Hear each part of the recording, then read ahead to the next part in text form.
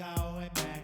Not gonna buy into all that. Hey, hey, ain't gonna hide, gonna let all the fears slide. Got Mother Nature is on my side. Got all of the loving growing inside. All right. Hello, everyone. I haven't done an interview in a little while for the new now, but this one was insisted upon by the great spirit in the sky, let's say. And I'm here with Candace Owens, the brown bear woman, she who carries a big stick, but first she wears moccasins. Sorry, it's Candace Hill. Candace Hill. And we're going to be calling this one the Great Law of Peace and What You Can Do About It. Candace, please take it away then. Okay. So I want to begin with saying Miigwech. Hi, that's thank you in my language. My name is Osawasisquiu. I am from Manitowoc and from the Migizi Dudum, which means the Golden Eagle clan. I am bicultural Métis, so mixed, many bloods in me. And I'm really honored to be here with you. And I thank you, my brother, for holding this space and heeding my call to hear me share, right? Share my knowledge because it's to give away, and I have lots to share now with everybody. So I'll begin.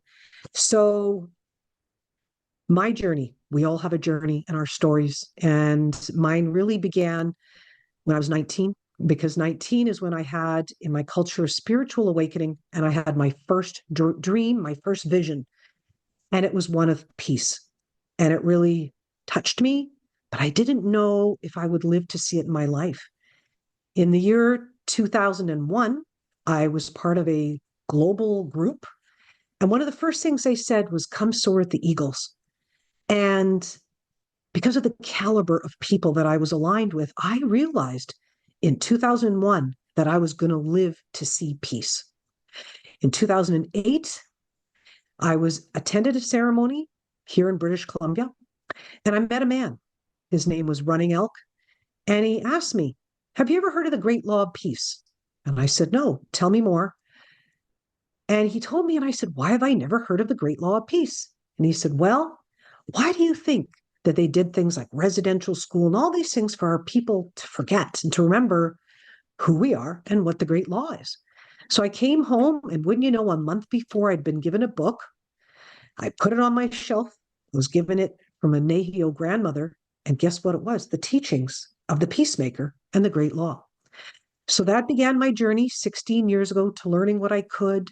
And every opportunity I got when I would do public talks and speaking is say to people, have you heard of the Great Law? And I'd say, go look it up. And so that's what I've been doing the last 16 years. And the last 4 years of my journey, when all this, stuff started 4 years ago, I was like, I need to get to the people.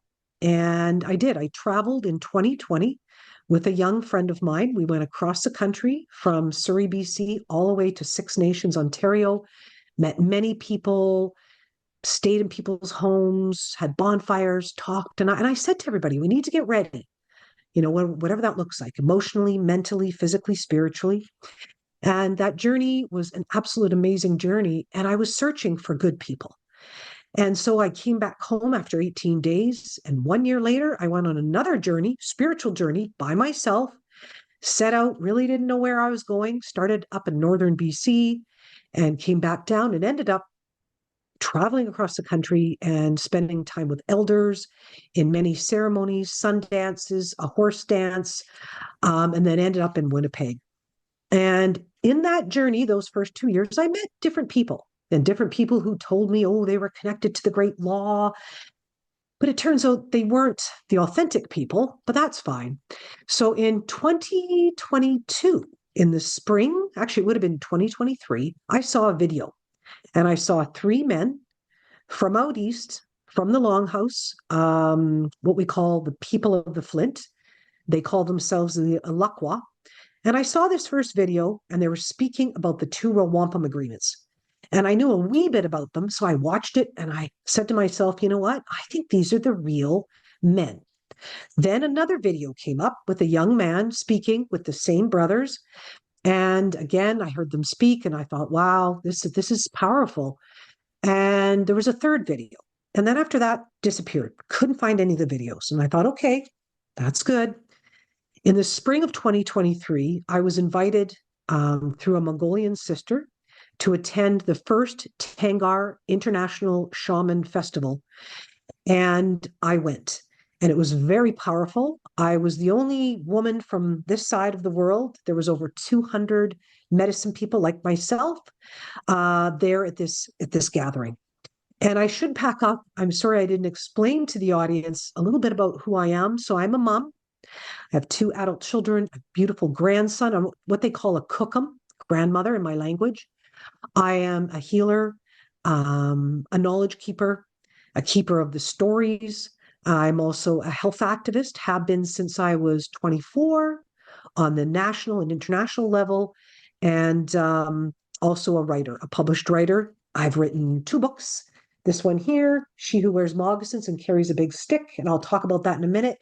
And my second book, which is The Big Stick, it hasn't been published yet. So I should have said that at the beginning. So I went to Mongolia. It was an incredible gathering of like-minded people. And I met 2 people, a bear, male bear and a sister bear, because I am a bear. My name, Osausiskwiu, means brown bear woman.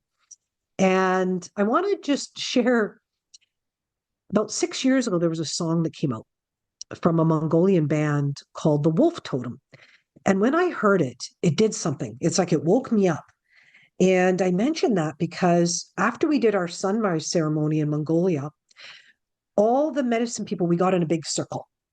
And all of a sudden they played this song called the Wolf Totem, and a man came down from in a parachute and landed in between us. And he had this blue scarf, this material.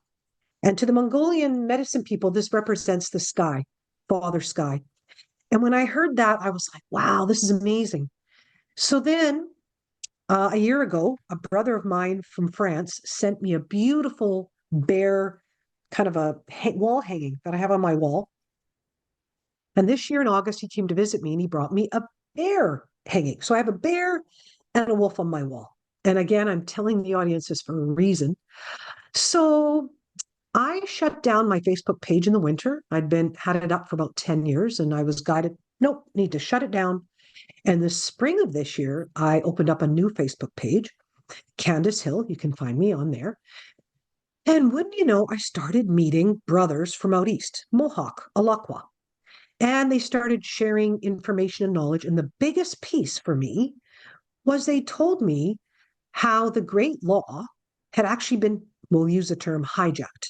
And it happened because of a man by the name of Handsome Lake, who was Mohawk, who became friends with George Washington, the first president of the United States. George Washington got the Great Law of Peace and saw it and went, wow, this is an incredible form of governance, 3 levels of governance. But you have to remember, he was a businessman. So he looked at it through a different lens than our people had. And the Great Law had been brought to the people about 2,000 years ago through a man by the name of Peacemaker. And it was actually given to him from his mother. And it was the Mohawk people that he first went to. And people need to realize back in that time, there was a lot of wars and people were fighting, kind of like today, a lot of, division and all these things. And so he brought these teachings of the Peacemaker, or the teachings he had, to the Mohawk people first. And over the next, I'm not sure exactly how many years, these teachings were brought to altogether 5 nations, 5 tribes. And that's what we know today of as the Ierahkwa Confederacy. So the word Ierahkwa was given to the Ierahkwa by the French, but it means Ierahkwa, which means people of the longhouse, which I was told the other day from this elder that the longhouse is just a building. What it actually represents is the people that sit in council, the people of one mind, okay? So that's where things shifted. And the Great Law there was the original Great Law and then the Handsome Lake Code version, okay? And I want to mention to the audience that Handsome Lake had become Christian and became a Freemason, and that's where it shifted. And that was a big piece for me, because over the years, I had certain people telling me they were connected to the Great Law, but it was actually the Handsome Lake Code version, okay? So it's important for people to understand. So historically, I want to tell a little bit of history about the Ierahkwa. So the Ierahkwa, it turns out their wolf clan went to Mongolia at the time of when Genghis Khan was alive, and they helped going after the Roman Empire. This was something new I didn't know. And in 1710, the Ierahkwa, a group of them, men, went over to Europe, and they spent time meeting with dignitaries and royalty like Queen Anne and Peter the Great of Russia. And they brought over with them a wampum called a wampum peace agreement. And I was told recently that that peace agreement still holds weight. Now, in the spring, when I told you I opened up the new Facebook page and I started receiving knowledge, I started receiving teachings about the Tura wampums, about adoption. And through that meeting, I discovered one of the elders, Loran Thompson, who is from the Bear Clan, who was on the videos that I had watched in the spring of 2023. Well, about 3 months ago, I reached out to him and we began talking via FaceTime. And the first thing he said to me, there is not 6 nations, it's 5 under the Iroquois Confederacy. And we had a really lovely communication and talking and sharing. And he told me that when he was 21 was when he was brought into the Longhouse. So he was raised with the Great Law and raised in the Longhouse. And so at 21, he was brought in and started to learn the ways of the Great Law. And he's now 77 years old. So through our meeting, we were connecting, and I noticed he was connected to a man by the name of Thomas Square. And I asked him, who's Thomas? And he said, Thomas is a brother I work with who is from the Wolf Clan, and he's been working on currency. And I'm like, okay. So I ended up friending him. We started communicating on Messenger. He put posts up and I would comment. And that's when I put a post up about it being in Mongolia. And that's when he decided to reach out to me. So it took about 2 weeks before we actually got to communicate. And that started, it'll be 8 weeks ago on Saturday. So our very first FaceTime, he said to me, referendum. And then the second thing he said to me is, passport. Do you have a passport? I said, yes. And my first words to him were, how can I help you? I said, I know my purpose, and that's to serve the people. How can I help you? Now, I have known through elders for the last 16 years that the Great Law of Peace, they told me, my elders told me, peace would start here in the Americas and spread around the world. But I did not know how would that happen. But I knew it was going to happen. I just didn't know how. About a year ago, I had heard through the Moccasin Trail that the 5 nations under the Iroquois Confederacy had spread to about 20. And I thought, well, that's interesting. So when I began talking to this brother, and I want to mention his spiritual name, which I'm sorry, don't know how to say in his language, but it means he who owns the sun. Now, I've always known intuitively that this time was coming and that certain sacred items would come forward when it was time, that they would be protected. And I also knew that the truth would come out, not by our elected chiefs, but by the traditional people like myself, the grassroots, the medicine people, and the warriors. And I always knew that. Well, that's exactly what is happening. So, Thomas, we've been on a journey like he's a brother, but like an elder, he's been giving me knowledge, getting me to research things, and getting me to meet certain people. So I've been on quite a journey of learning, reaching out, bridging, building new relationships with people. And so now I want to share his role and his position right now. So he is 69, and about a year ago, he says, I'm the house, but I was looking for carpenters.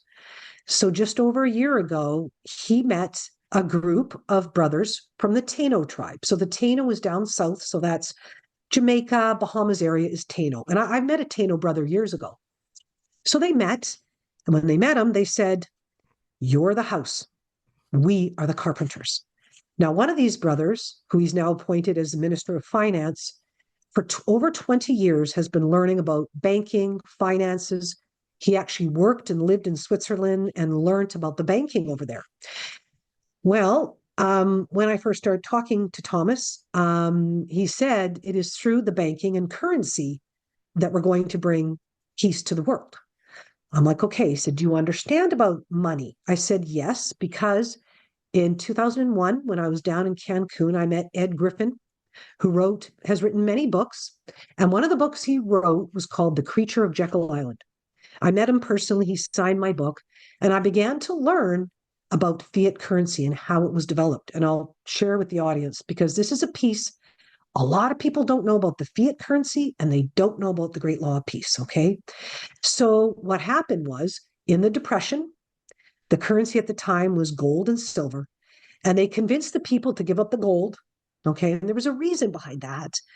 And in about 2010, a group of men, they were bankers, we're going to create a new currency. So they met in a place called Jekyll Island, and that's where they created the Federal Reserve and fiat currency. Now, what is fiat currency? What was the reason Well, for it's a giving debt. up? What was the reason for giving up the gold? You said there was a reason. Well, they not only did they force the people to give up the gold, they actually, if you didn't give it up, they would take your life. But that was so that they could push aside a gold-backed currency, which holds value and never changes its value, and create a currency that's debt-based, that doesn't hold any value, but they have control of it by printing it whenever they want.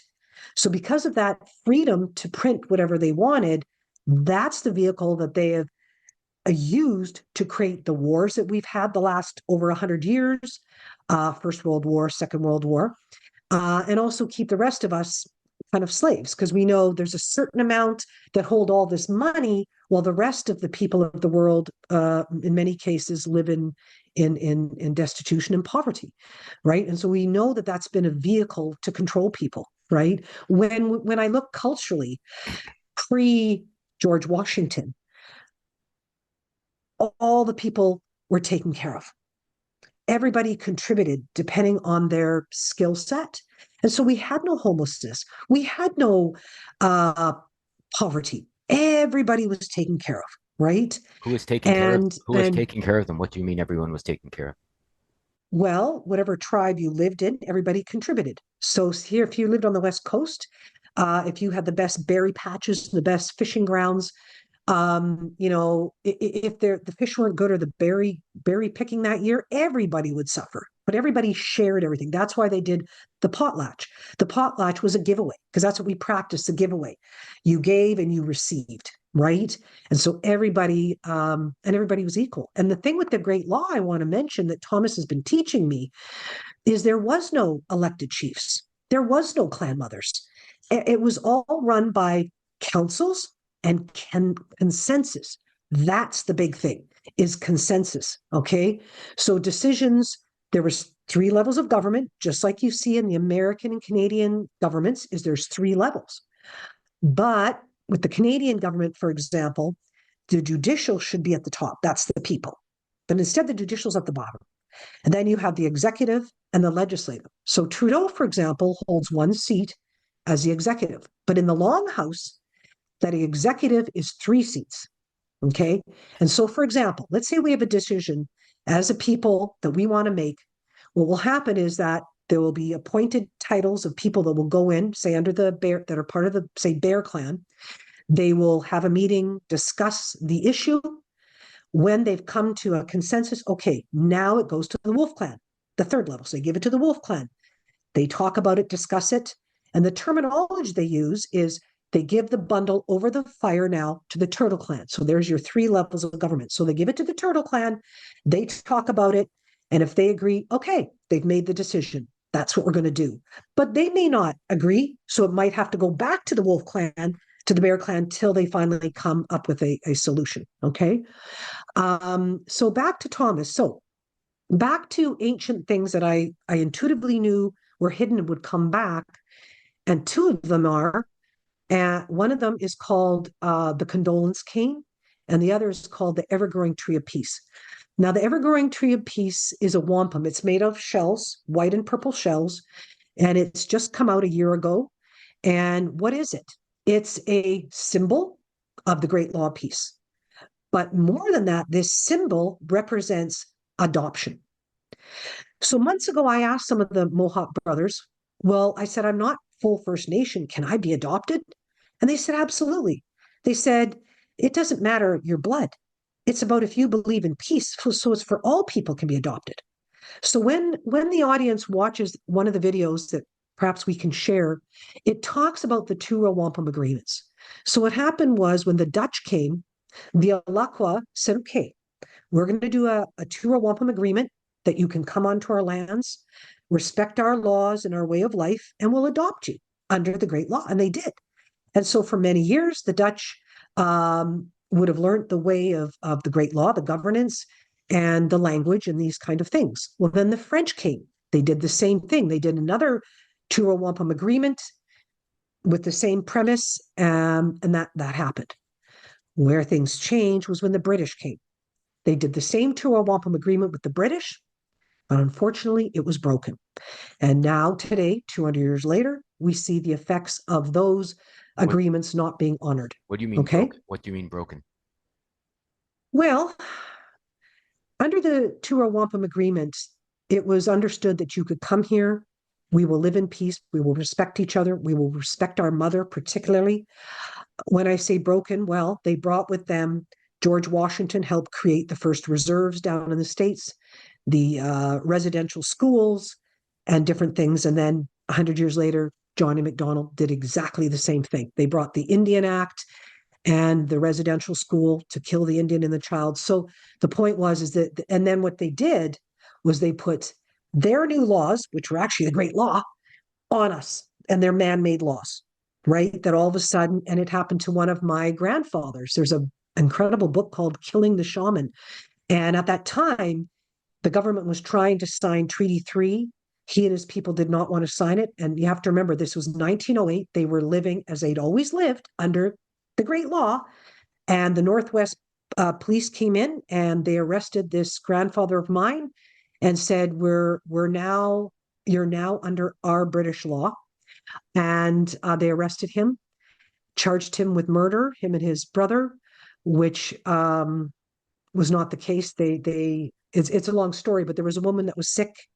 And what would happen with our people is you would go to certain people like that. They would have a meeting, a consensus, and she was euthanized because she had cancer or she was sick, right? But they took that and they went, you murdered her, which of course they didn't. But what happened was he went to court. He escaped a few days later because he said, I will never die in a white man's prison. And he hung himself. 2 years later, all the charges were dropped. But by then, the propaganda in the Winnipeg newspaper, savage killer, all these things were done to make our people look bad, right? And that's the other thing people need to understand. When you see those Mohawk flags out there, they're unity flags. They're peace flags because we're a peace people. And that's what people don't understand. And the government will say, oh, they're terrorists or they're whatever. It's like, no, they're peace flags. Okay. And they're unity to bring all the people together. Okay. So with that being said, so here we are today, 2024. So what's happening? Okay. What is happening is, as I said about the currency, that's the ticket. It's the currency that they've used to control us. So what is this team doing? Is they have created the first international bank in India, the first indigenous bank. Okay, they're working on a currency backed by gold again. Okay, because that's a ticket. We need to go back to a gold-backed currency. And as Thomas said to me, gold equals peace. Okay, but this is where I've been saying the past 2 weeks, I'm just a messenger. And the two things, as I said earlier, how does gold equal peace? Well, they can't print it on demand and do whatever they want. It's going to be in the control of the people. We will have the say. Okay. And that is why this referendum needs to be done so that we can bring the people of the Americas, especially all of our tribes. There's 57, I need to mention, 57 tribes now on the east of the Americas under the Great Law. Okay. But there's 600 up here and another, so we need to bring all the tribes together, but also all of the people. Okay. And so what is happening is they are working on creating a new government for all of the Americas. So we're going to sit at the table with other countries, not under. And as Thomas said to me the first day we met, he said how they were able to do this to us was we couldn't read or write. Now we can read or write. Now we know the game. Now we can be in the game, we can play. And we have many of our own people who are educated in many areas of whether it's medicine, law, judges, you name it. Okay. And so that's the difference. We said all we're doing is doing what they did to us, but do it back, but reassert the great law of peace. And I've said to him, well, who can be adopted? He says, anybody that wants peace. So back to what he carries. He carries the ever-growing tree of peace. He has shown it to me. It's quite long, and it is through which the symbol and the vehicle that he can adopt people and countries under the Great Law.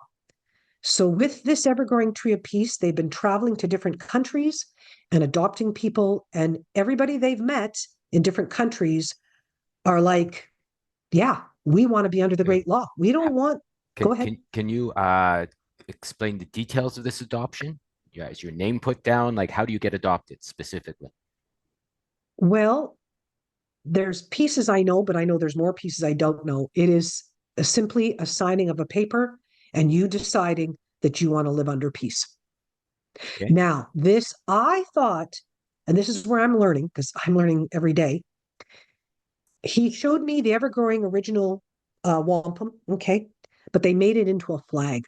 But he said, this can be replicated because it's a symbol. So I think what he's meaning is that appointed people can be able to do that adoption of people under that. Okay.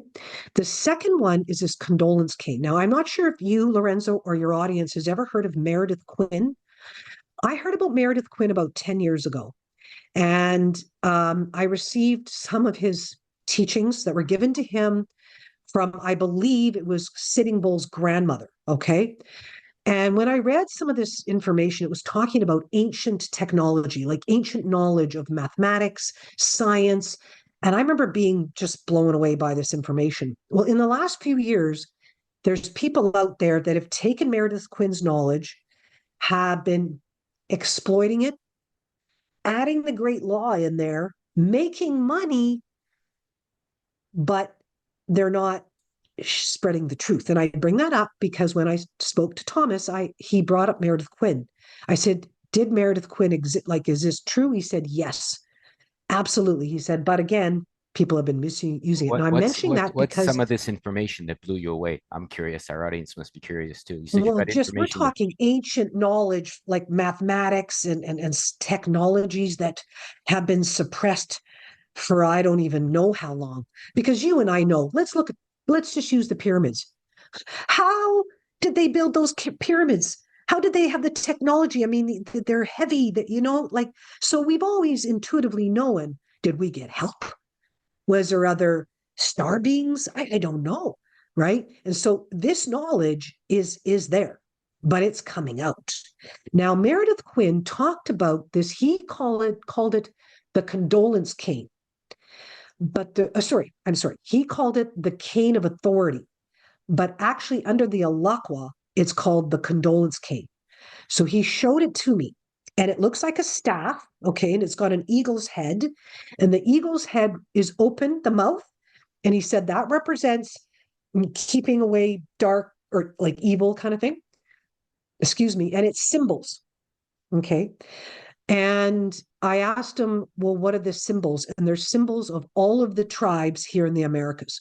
So the other day I asked him, well, what about other tribes? He says, well, eventually it'll be more tribes from around the world, not just here, right? So this sacred object, as they say, he carries with him. And again, it's called a condolence cane, but Meredith had given it the name, the cane of authority.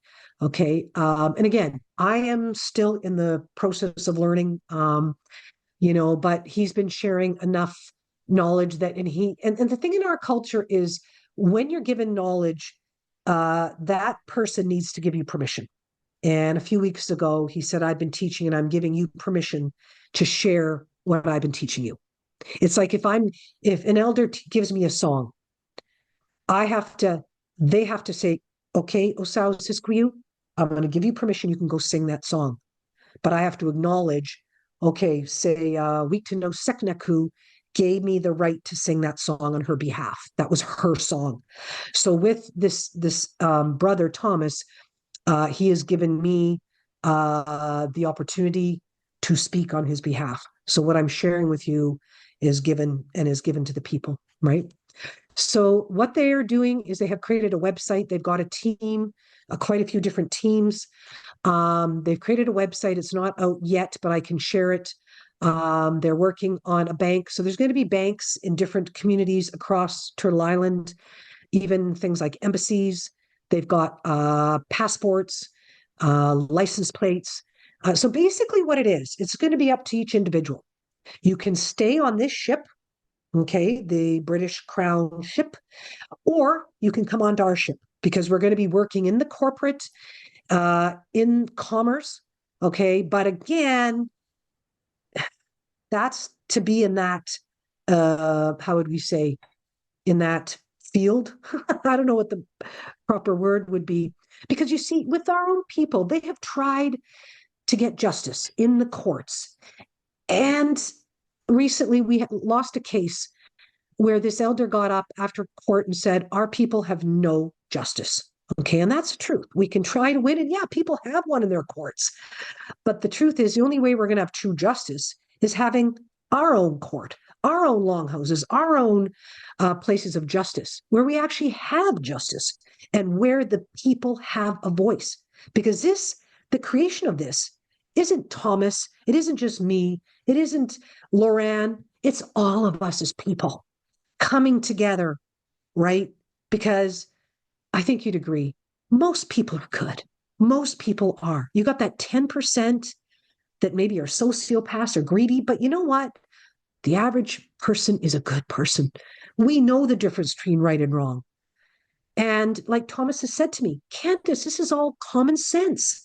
It's not some big, it's common sense, right? And so for me, the last 8 weeks, I said to Thomas, I said, I feel like my old self is coming back and having that hope and knowing we have the solutions.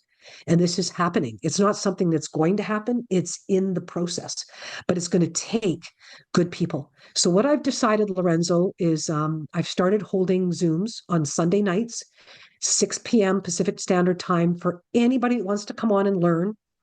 What I'm doing in my community is we're going to start creating little peace councils of people coming together to learn about the great law, fiat, and all that. 6 But p.m. it's Do you for mean anybody. Eastern or Western time in Canada? Western time.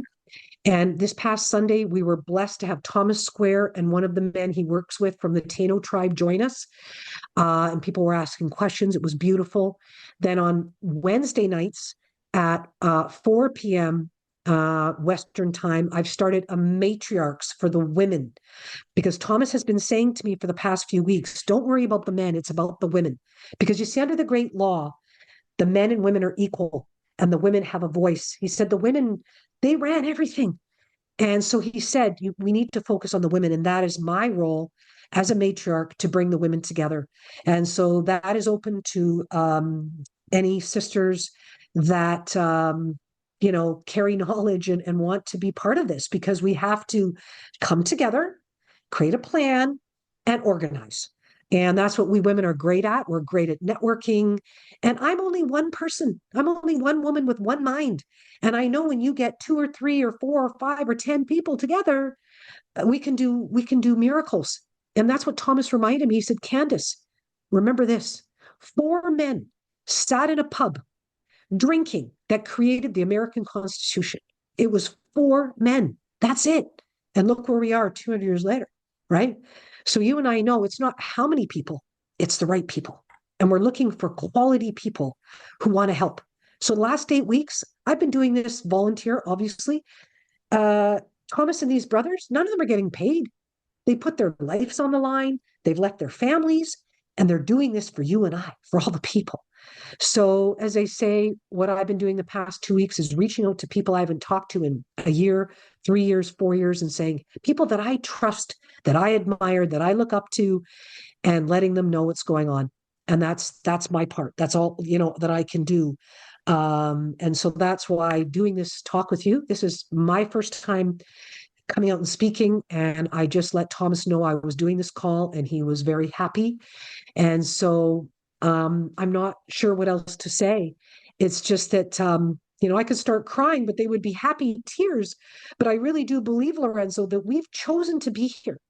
And why did Great Spirit creation bring you and I together less than a year ago? I mean, I remember that first heartfelt conversation. And when I heard you speak, and I was like, this is a brother. He has a heart. He said, it's the women, the grandmothers. And I'm like, yes, but it took this long for us to come back, and we had to wait. And we've had to all have patience as we've seen, it's been a hard year with what's going on around the world, right? For everybody. And so now I'm here speaking to the people. We have solutions. And when I talked to Thomas the first day, I said to him, we have all the solutions. I've known for a decade. We have the solutions to clean the water, clean the land, and to help heal our sisters and brothers on the planet, right? And so it's just a matter of now these things playing out. So very soon, their currency will be done, and they're going to go public. And so when that happens, that's going to be big. And that's that piece. So in the meantime, we just need to share and let people know, what is going on. Right. I have a question in relation to that, if I may. So let's say there's an Ierahkwa family in Ontario, a mother, father, two kids, and at the moment they have $5,000 in fiat money in their bank, whatever bank, a Canadian bank, and they're listening to this. What can they do specifically? Like maybe they're watching this. There's a family watching this Zoom. They're going, oh my goodness, me and my wife understand you. Let's say they're Native. Right. Let's say they have two teenage children. Let's say they have what an average person has in Canada. I'm guessing $5,000 saving in the bank, which isn't a lot. And they own their own house. Maybe they're on a reservation or Iroquois land or what have you. And say, okay, Candace, I love what you're sharing. I've heard you now about the referendum and the money, and it's coming soon in the website. What can I do specifically next month or this month? That's a great question, because I have not myself had a website up in 2 years, and maybe there was a reason. I don't know. So I'm in the process of getting this website back up. We've been talking about, I've got a friend who's an engineer, to find a proper fundraising program. We've talked about GoFundMe. I'm not sure if that is going to be the thing, but on my website, I've actually have hired my daughter this year, and she's helping me to get it all professional. But I will have on my page the ability for people to donate, which will be to help us. Well, ideally, I would like to do this full time. But right now, I'm waiting to get interviewed for a job on Friday. If that happens, well, I'm going to go do that and focus on doing this work and on the weekend. But if I and others, because Thomas has said he's got a team of about 160 people right now, but he said we probably need about at least another 100, and people to be paid, right? Because we live in this society that's run on money. We've got mortgages and rents and food, right? So at this point, I don't have anything where someone can help and donate. But very soon, I've got a couple people helping me and to get this site up, and then people can donate that way. Does that answer your question? No.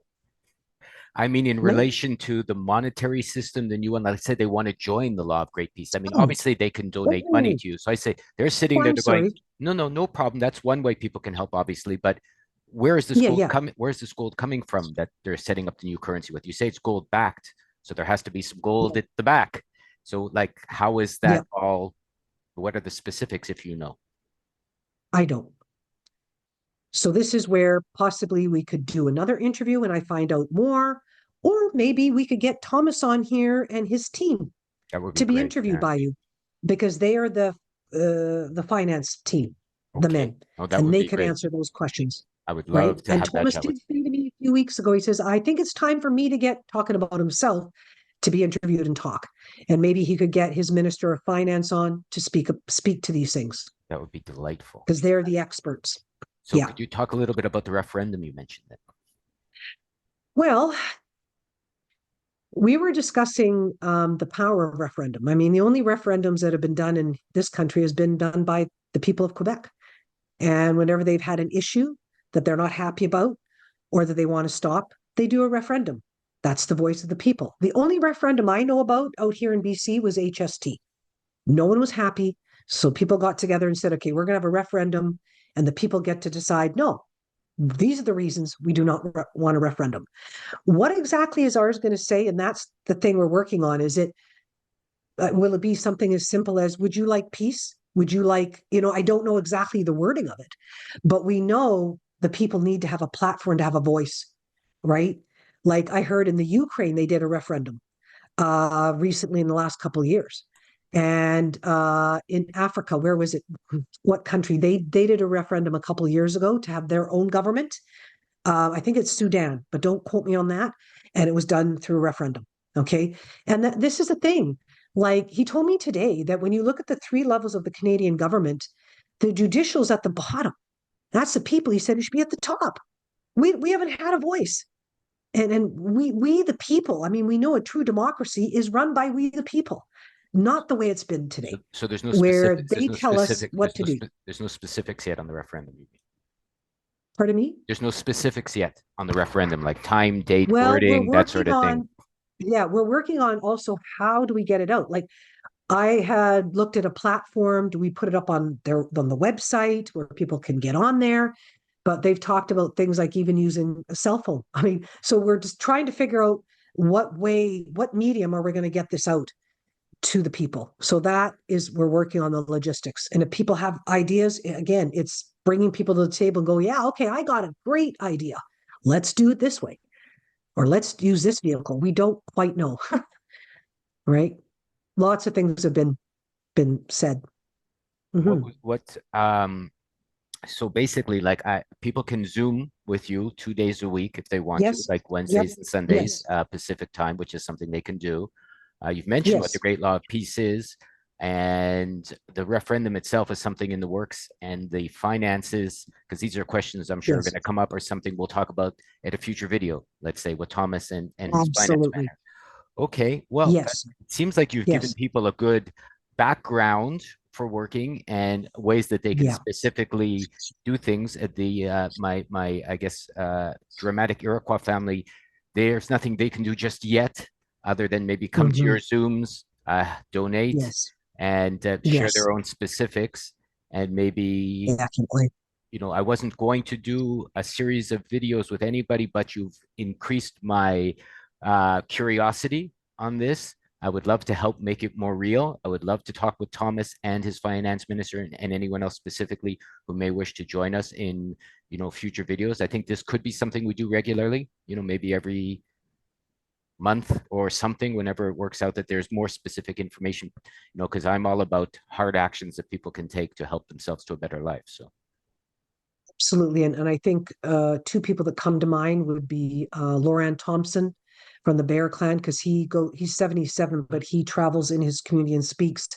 And having his voice and sharing, and also Paul Delaronde, who's probably about the same age, and he's Wolf Clan, and they're very incredible orators and speakers. And it would be really beautiful to have them on. I would be delighted to chat with all of them and anyone else that comes close in relating to helping people with this. I have some really good questions, and I would love to find out how we can help more, ourselves in relation to everything. So Candice will share your links. She'll share her links. We'll put it below this video for her website to come, let's say, for her Facebook page, which she has, for the Zoom meetings as well. There'll be specifics. And if anyone has any questions or suggestions or anything related, they can leave the comments below, and I will put your contact in as well. I'm guessing you would like that too, so that they can reach out to Candice directly, and we'd be delighted to do this again. That'd be wonderful. Okay. Ona. All right. Thank you. Thank you very much. I'm happy everyone is here, and please like and subscribe, share this around, and we're delighted to have your intelligent and loving cooperation. Bye for now.